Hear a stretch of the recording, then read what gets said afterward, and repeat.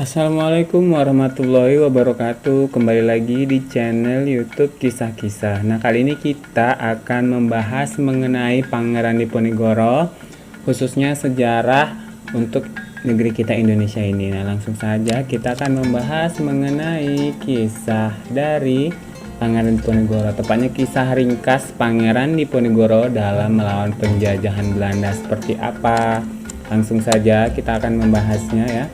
Nah, di sini ternyata kisah heroik dari Pangeran Diponegoro dalam melawan penjajahan memang tidak akan lekang dimakan oleh waktu.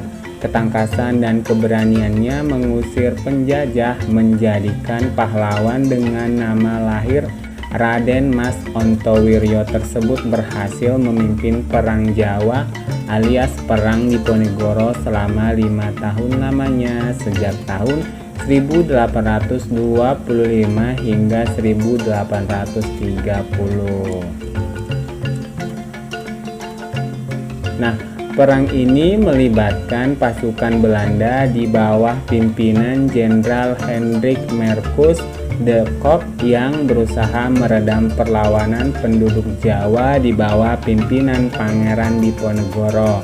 Akibat perang ini, maksudnya penduduk Jawa yang tewas mencapai 200.000 jiwa. Sementara korban tewas di pihak Belanda berjumlah 8.000 tentara Belanda dan 7.000 serdadu pribumi. Akhir perang menegaskan penguasaan Belanda atas Pulau Jawa. Nah, ini adalah latar belakangnya.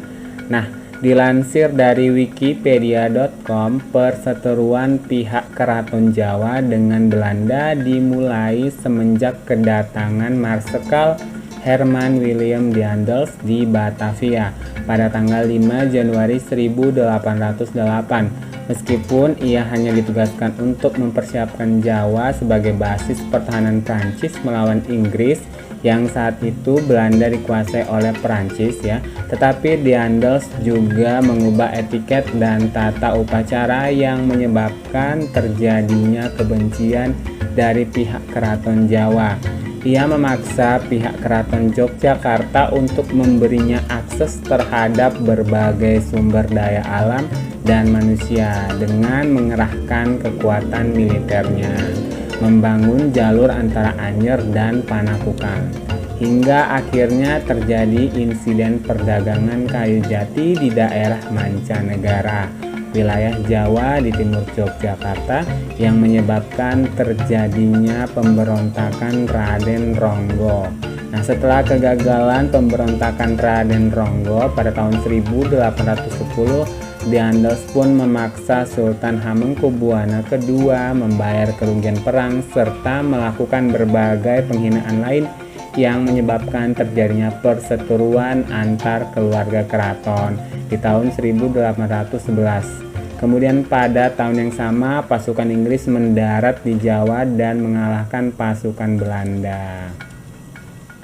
Nah, meskipun pada mulanya Inggris yang dipimpin Thomas Stamford Bingle Raffles memberikan dukungan kepada Sultan Hamengkubuwono II, pasukan Inggris akhirnya menyerbu Keraton Yogyakarta pada tanggal 19 sampai 20 Juni 1812 yang menyebabkan Sultan Hamengkubuwono II turun tahta secara tidak hormat dan digantikan putra sulungnya yakni Sultan Hamengkubuwono III. Peristiwa ini dikenal dengan nama Geger Setehi.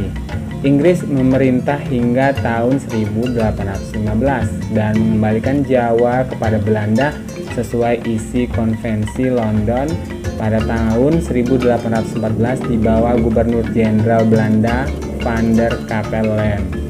Pada masa pemerintahan Inggris, Hamengkubuwono III wafat dan digantikan putranya yakni adik tiri Pangeran Diponegoro yakni Hamengkubuwono IV yang berusia 10 tahun. Pada saat itu tahunnya adalah 1814. Nah, sementara Paku Alam I menjadi adipati di Puro Kadipaten Paku Alaman sekaligus wali raja. Sedangkan Pati Danurejo III bertindak sebagai wali raja. Pada pertengahan bulan Mei 1825, Smithsonian memutuskan untuk memperbaiki jalan-jalan kecil di sekitar Yogyakarta. Namun pembangunan jalan yang awalnya dari Yogyakarta ke Magelang melewati Muntilan dibelokkan melewati pagar sebelah timur Tegalrejo. Pada salah satu sektor patok-patok jalan yang dipasang orang-orang Kepatihan melintasi makam leluhur Pangeran Diponegoro. Nah, Patih dan Nurejo tidak memberitahu keputusan Smithsonian sehingga Diponegoro baru mengetahui setelah patok-patok dipasang. Perseteruan terjadi antara para petani penggarap lahan dengan anak buah Patih dan Nurejo sehingga memuncak pada bulan Juli. Patok-patok yang telah dicabut kembali dipasang sehingga Pangeran Diponegoro menyuruh mengganti patok-patok dengan tombak sebagai pernyataan perang.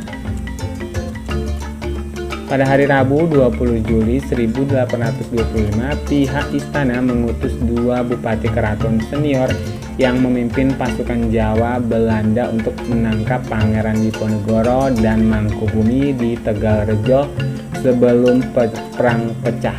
Meskipun kediaman Diponegoro jatuh dan dibakar, Pangeran dan sebagian besar pengikutnya berhasil lolos karena lebih mengenal medan di Tegalrejo. Pangeran Diponegoro beserta keluarga dan pasukannya bergerak ke barat hingga desa Dekso di Kabupaten Kulon Progo dan meneruskan ke arah selatan hingga keesokan harinya tiba di Goa Selarong yang terletak 5 km arah barat dari kota Bantul. Pangeran Diponegoro kemudian menjadikan Goa Selarong sebuah goa yang terletak di Dusun Kentolan Lor, Gosari, Pajangan, Bantul sebagai basisnya. Pangeran menempati goa sebelah barat yang disebut Goa Kakung, sedangkan Raden Ayu Retnoningsih, yakni selir yang paling setia, menemani pangeran setelah 2 istrinya wafat dan pengiringnya menempati Goa Putri di sebelah timur. Penyerangan di Tegalrejo memulai perang Diponegoro yang berlangsung selama 5 tahun lamanya. Diponegoro memimpin masyarakat Jawa dari kalangan petani hingga golongan priai untuk menyumbangkan uang, barang-barang berharga lainnya sebagai dana perang. Dengan semangat sadumuk batuk, sanyari bumi ditohi, tekan pati, sejari kepala sejengkal tanah dibela sampai mati. Sebanyak 15 dari 19 pangeran bergabung dengan Diponegoro. Bahkan Diponegoro juga berhasil memobilisasi para bandit profesional yang sebelumnya ditakuti oleh penduduk pedesaan. Meskipun hal ini menjadi kontroversi tersendiri, perjuangan Diponegoro dibantu Kiai Mojo yang juga menjadi pemimpin spiritual pemberontakan. Dalam Perang Jawa ini, Pangeran Diponegoro juga berkoordinasi dengan ISKS Pakubuwana ke-6 serta Raden Tumenggung Prawiro Digdoyo Bupati Gagata. Nah, sampai di sini thank you for watching. Sampai jumpa di video selanjutnya. Semoga kalian bisa mempelajari sejarah dari Pangeran Diponegoro ya. Jangan lupa like, subscribe, dan bagikan juga video ini kepada orang-orang sekitar kamu agar lebih mengenal mengenai kisah-kisah sejarah. Pokoknya sampai jumpa dan terima kasih atas waktunya sudah menonton video ini. Thanks for watching.